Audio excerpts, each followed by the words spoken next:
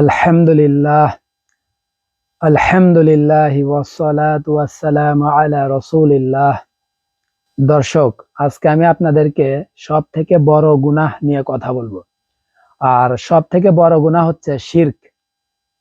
শিরক হচ্ছে আল্লাহর সাথে অংশীদার স্থাপন করা। শিরক হচ্ছে সব থেকে বড় পাপ, সব থেকে বড় জুলুম। যে জুলুমটা বান্দা স্বয়ং আল্লাহ সুবহানাহু ওয়া তাআলার উপর করে। কোন বান্দা যদি শিরক করে তাহলে সে আল্লাহর উপর জুলুম করলো। তো শিরক হচ্ছে সবচেয়ে বড় গুনাহ। আল্লাহ সুবহানাহু ওয়া তাআলা বান্দার সকল পাপ ক্ষমা করে দেবেন। জেনা, ব্যভিচার, গুনাহ, সুদ, ঘুষ, সকল প্রকার অন্যায় কাজ আল্লাহ তাআলা চাইলে ক্ষমা করে দিতে পারেন। কিন্তু আল্লাহ তাআলা একটা গুনাহ ক্ষমা করবেন না, সেইটা হলো শিরকের গুনাহ।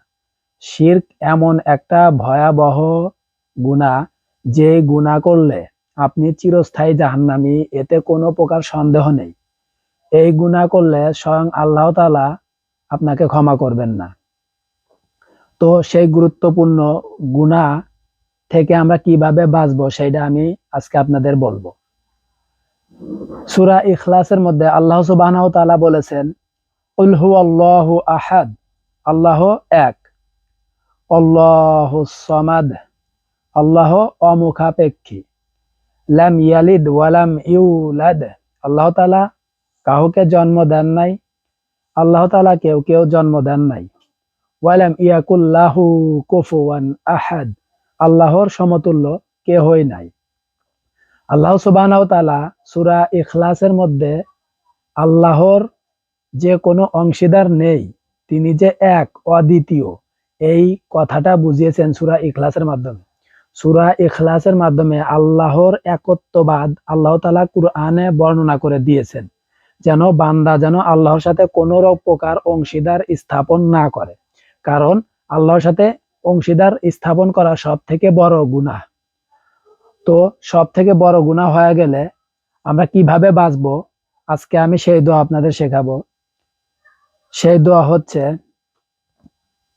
যদি আপনার জানা অজানা গোপনে বা যে কোনো ভাবে যদি শিরক হয়ে যায়, সেই গুনাহ থেকে কিভাবে আল্লাহর কাছে আশ্রয় চাইবেন সেইটা আজকে আমি আপনাদের শিখাবো। সেই দোয়া হচ্ছে, আল্লাহুম্মা ইন্নী আউযু বিকা আন উশরিকা বিকা ওয়া আনা আ'লাম ওয়া আস্তাগফিরুকা লিমা লা আ'লাম। হে আল্লাহ, আমার যদি জেনে শুনে শিরক হয়ে যেয়ে থাকে সেটা আপনি ক্ষমা করে দেন। আমার অজানায় যদি শিরক হয়ে থাকে সেইটাও আপনি ক্ষমা করে দেন। এই দোয়ার একটা মহৎ গুণ হচ্ছে যে আপনি জেনে বুঝে অজানায় যে কোনো ভাবে যদি শিরকের গুনাহ হয়ে থাকে তাহলে আল্লাহ আপনাকে ক্ষমা করে দিবেন। প্রত্যেক নামাজ পড়ে আপনারা এই দোয়াটা পড়বেন, আর সাথে সাথে কালেমা শাহাদাতটা পাঠ করবেন। আশহাদু আল্লা ইলাহা ইল্লাল্লাহু ওয়াহদাহু লা শারীকা লাহ ওয়া আশহাদু আন্না মুহাম্মাদান আবদুহু ওয়া রাসূলুহু। এর উপকারিতা হচ্ছে, আপনার যদি কখনো শিরকের গুনাহ হয়ে থাকে তাহলে এভাবে আপনি তাওবার দ্বারা আপনার শিরকের গুনাহটা মাফ হয়ে যাবে। আপনি আবার পুনরায় মুমিন হয়ে যাবেন। মুমিন হইলে আপনি আল্লাহর ক্ষমা পাবেন।